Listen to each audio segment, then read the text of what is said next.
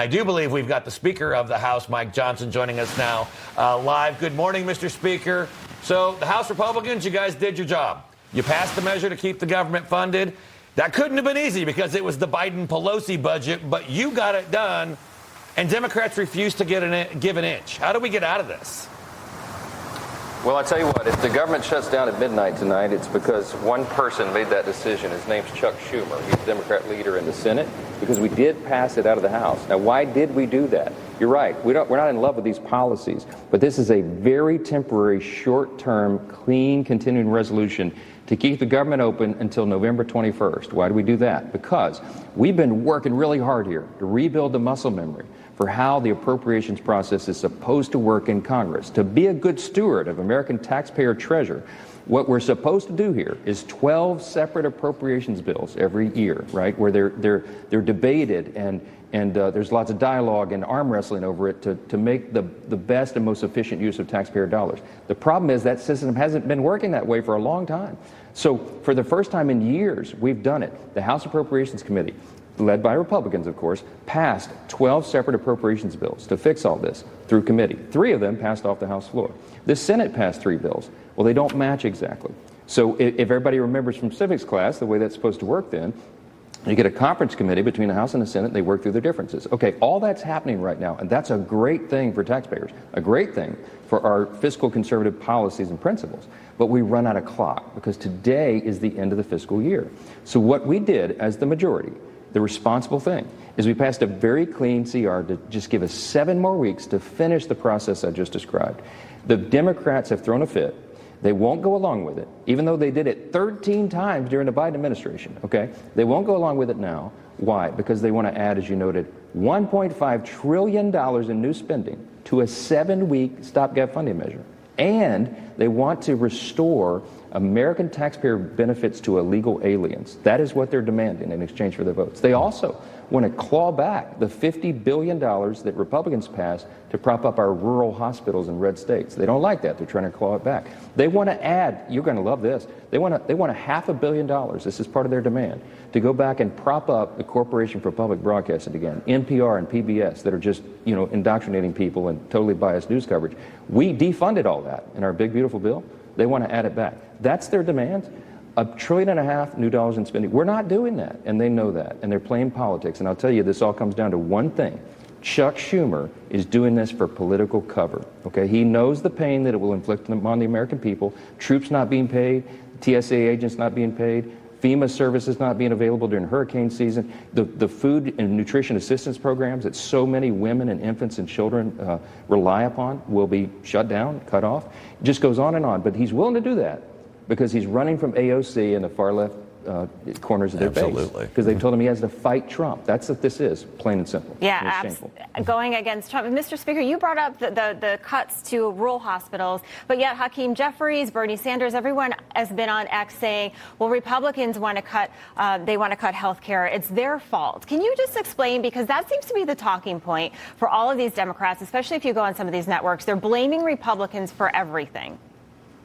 Yes, because they got in a back room and they decided that would be smart political strategy. It is not based on the facts. They're claiming that we gutted health care because we made reforms to Medicaid. You know what we did in the big, beautiful bill? We kicked able-bodied young men off of Medicaid. They should have never been in there in the first place. Medicaid is a temporary assistance that provided for young single mothers down on their luck, for the disabled and the elderly. We had young men playing video games all day, riding the wagon. That's disgusting, and our bill fixed that. Guess who came out just 3 or 4 weeks ago? The CBO, which is the Congressional Budget Office that the Democrats love to cite all the time. They came out and said the Republicans were right. They have cut premiums in health care. Why? Because they got ineligible recipients off of Medicaid, and they cut out the fraud, waste, and abuse. $185 billion already. So our programs and our reforms were to fix and save Medicaid for the people it's actually intended for. And Democrats hate that. So they're using it as a talking point. That's a red herring. It has nothing whatsoever to do with the temporary funding measure, again, just to keep the government open. Our CR is clean. It's only 24 pages in length. There's no partisan riders. We could have loaded it up with all sorts of Republican priorities. We didn't do that because we're trying to do the right thing to keep the government open so we can have those thoughtful debates. Democrats they're doing this for one thing. Listen, every single one of them have said their entire career. I've got a highlight reel on my social media of all them in their own words saying that shutdowns are terrible, they're disastrous, it would inflict such harm on the American people, and suddenly, all of a sudden, they've changed it.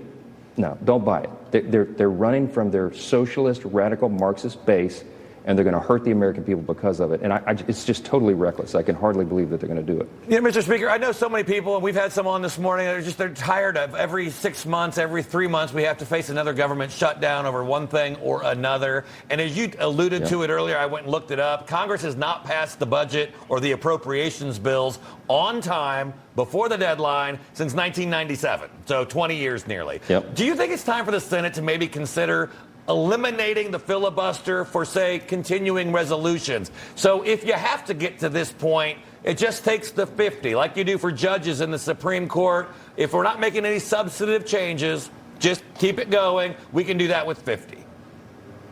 Yeah, look, I think desperate times call for desperate measures. I mentioned at the outset, we have been working to rebuild the muscle memory to get Congress back to the way it's supposed to work. It's like pushing a boulder uphill. But we've made some gradual improvements on that. And I mean, it sounds like a small thing, but it's a big thing here that the appropriators actually have done the work, gotten the work done, gotten the bills through committee, and many of them off the floor already. We have to continue that process because that's how we get back to sound stewardship. In the interim, there's some ideas on the table. Senator Ron Johnson and Rep. Dusty Johnson over here, Johnson & Johnson, have an idea on the table to eliminate shutdowns, to take that effectively metaphorical gun out of the hands of the minority party so that real Americans aren't harmed when we're having partisan squabbles right now. I mean, there's some good ideas on the table on how to fix it, and we need to carefully consider those things. But this is no way to run a railroad, and I'm telling you, the Democrats are making a major mistake here, and real people are going to be harmed because of it, and I just think it's shameful. Yeah, Mr. Speaker, you were in a meeting yesterday with the president and with Chuck Schumer, with Hakeem Jeffries. And Chuck Schumer said that in that meeting, there were aspects of health care ending for certain people that the president was, quote, learning for the first time. Now, what's he talking about there?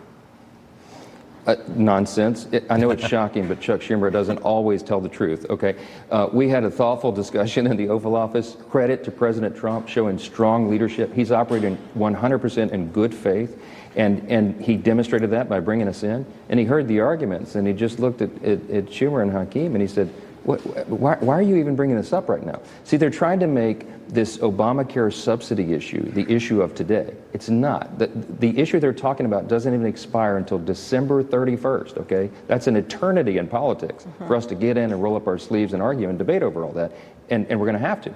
But they're trying to say that is somehow the issue of today. They just made it up. It's just not true. So the president was as curious as Leader Thune and I were about that. What the heck are you talking about? That's not even an issue for today. They know it. They know that. In their heart of hearts, they know that they're looking at the cameras and lying about it. And I hate to say that, but it's just the facts are the facts. And everybody can see this for themselves. Go look at the counterproposal that Chuck Schumer put on the table for the CR. It's loaded up with all these partisan, crazy wish lists. We're not doing that. They know we're not doing that. He's trying to give himself cover at any price, and it's really sad. Mr. Speaker, real quick, I know we have to let you go. Would you be willing to commit to at least negotiating and talking about the Obamacare subsidies, at least some of them, not for the ones of people making $500,000 a year that are getting subsidies, but at least some of those for the most needy, if that helped move the Senate forward to getting this budget solved before the deadline?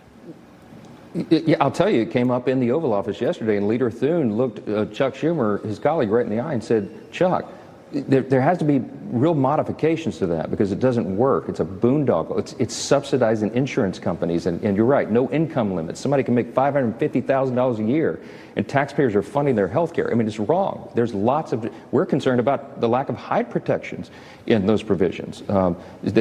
Taxpayer funding is not supposed to support abortion, all those things. But we need a month or two, obviously, to hash all that out. It's not going to happen today. They know it wouldn't happen today, and it's not supposed to. We have time to do that.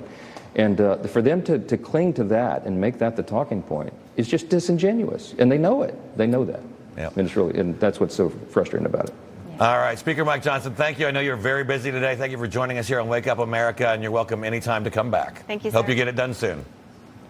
Thanks a lot. Appreciate it. Thank you.